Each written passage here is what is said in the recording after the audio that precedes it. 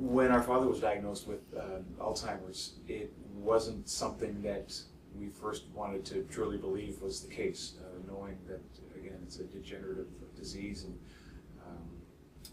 I think you tend to keep that information to yourself and tend to try to cover up,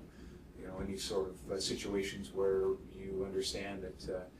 he's not doing well, and maybe his memory's not going well, or he's repeating things over and over again, and it gets to be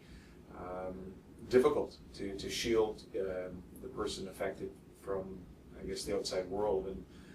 because there seems to be a stigma attached to somebody that has a mental illness or a disease such as Alzheimer's, you don't really talk about it that much amongst your friends, or let people know. You tend to keep it to yourself, and I think it's even difficult to talk about afterwards when you mentioned how it is with your family, and maybe recollecting my father. It hasn't been until the last couple of years where I could actually say, oh, he died from complications of Alzheimer's. Normally I just leave that part out and say he passed away,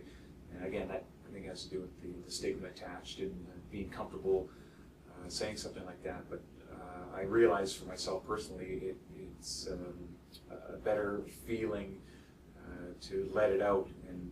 be comfortable with that, rather than to continue to try to suppress it, or think that you'll be judged if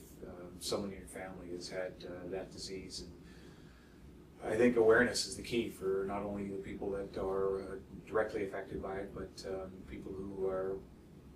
not as informed. I think the biggest key for them is to understand that you don't choose to get Alzheimer's. It seems to affect